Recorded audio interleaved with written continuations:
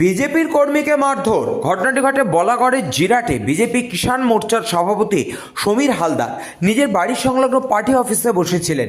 কয়েকজন এসে তাকে ডাকাডাকি ও গালিগালাজ করে। সমীর হালদার বাড়ি থেকে বেরোতে বলে বেরোয় না। তারা বাড়ির ভিতরে ঢুকে সমীর হালদারকে টানা হেঁচড়া করে বাড়ি থেকে বের করে নিয়ে যায় এবং মারধর করে। জিরাট বাস স্ট্যান্ডের কাছে ফেলেও দেয়। অচেতন অবস্থায় তিনি পড়ে থাকেন। ঘটনাস্থলে পুলিশ আসে। পুলিশ সমীর হালদারকে জিরাট হসপিটালে ভর্তি করে। জিওটি হসপিটাল থেকে ট্রান্সফার করে চুচুড়া হসপিটাল। এ বিষয়ে হুগলি জেলার বিজেপির সাংগঠনিক সাধারণ সম্পাদক সুরেশ সাহু বলেন, গত 10 দিন আগে পাড়ায় গন্ডগোল হয়। সে গন্ডগোলের মীমাংসার দিনে উপস্থিত ছিলেন বিজেপি কিষাণ মোর্চার সভাপতি সমীর হালদার। তখন তাকে হুমকি দেয়, টানা হেঁচড়াও করা হয়। এ বিষয়ে সমীর হালদার থানায় একটি এফআইআর করে রেখেছিলেন 10 দিন আগে। বলাগড় থানায় এই বিষয়ে এফআইআর এর মাধ্যমে অভিযোগ করেছেন বলে এই অত্যাচার। বর্তমানে সমীর হালদার চুচুড়া হসপিটালে চিকিৎসাধীন অবস্থায় রয়েছেন।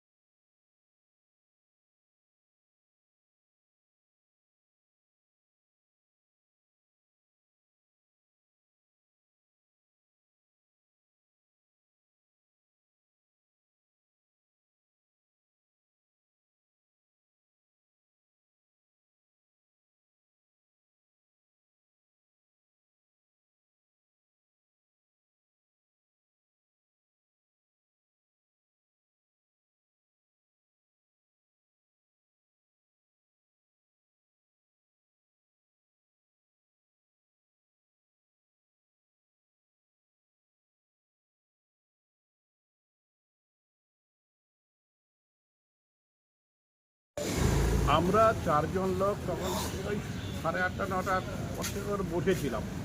তা সমীর হালদার ছিল, অর্জুন রায় ছিল, আর সমরেশ সরকার ছিল, আর আমি ছিলাম। আমরা 4 জন বসেছিলাম। ইতিমধ্যে 2-4 জন মহিলা সমেত 8-10 জন পুরুষ মানুষ এলো।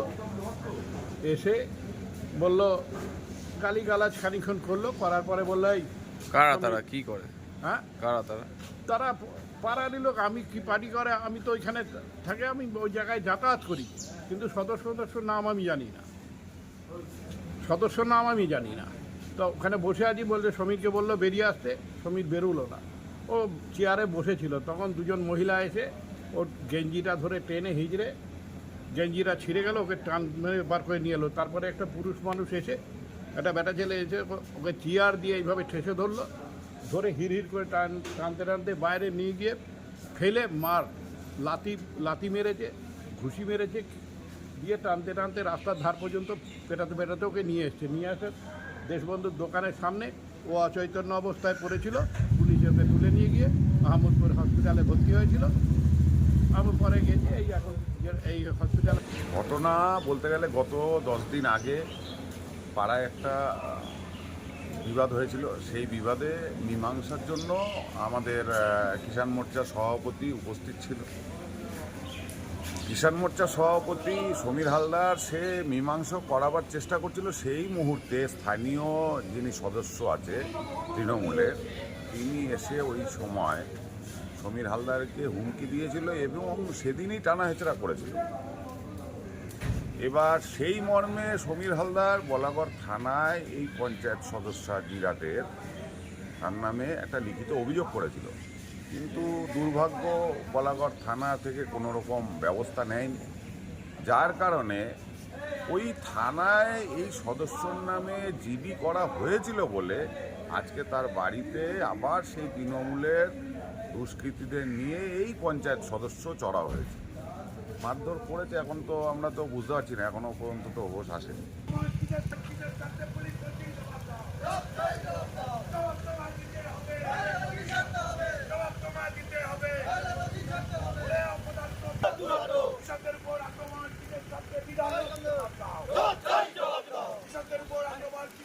বিধায়ক জবাব দাও, জবাব তোমায় দিতে হবে, জবাব তোমায় দিতে হবে, এই জবাবের দাবিতে লড়ছে, এই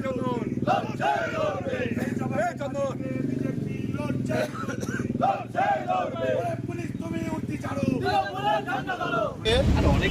যেভাবে ঘর থেকে তুলে নিয়ে গিয়ে মেরেছে, সে তার ঘরে চেয়ারে বসেছিল। এইটা হচ্ছে সব থেকে বড় আইনত দণ্ডনীয়, যে কারোর ঘর থেকে কাউকে তুলে নিয়ে যাওয়া যায় না, এবং তার নিজস্ব দোকান। এবং পরিপ্রেক্ষিতে সেখানে ছিল পঞ্চায়েত মেম্বার তৃণমূলের এবং তার স্ত্রী, তারা দুজনা মিলে একে তুলে নিয়ে যায়, এবং বুথ সভাপতি ছিল এখানে তৃণমূলের। কত বড় সাহস এদের! এরা ঘর থেকে তুলে নিয়ে যায়, যেখানে প্রশাসন রয়েছে, পুলিশ রয়েছে, তাকে তোয়াক্কা করে এরা বলছে পুলিশ আমাদের পকেটে। এরা বলে পুলিশ আমাদের পকেটে, পুলিশকে যা বলবো তাই করবে। এই তৃণমূলের নেতাদের এই কথা।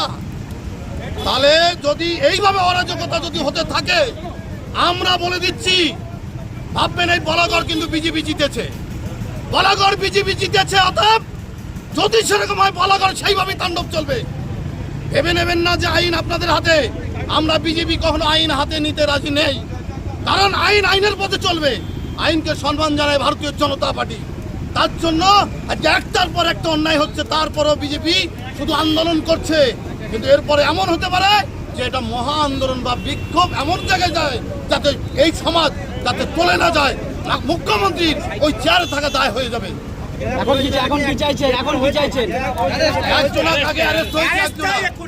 একজন অ্যারেস্ট কে হয়েছে দেখার বিষয় আছে, কিন্তু ওই মেম্বারকে অ্যারেস্ট করতে হবে, যার মদতে এই মানুষগুলো বাড়ি গিয়েছিল, এবং তার ভিডিও ফুটেজ সমস্ত কিছু আছে। গ্রেপ্তার না হলে এই তো সামান্য কিছু দেখছেন, তারপরে পরের ভাবনা পরে ভাববো।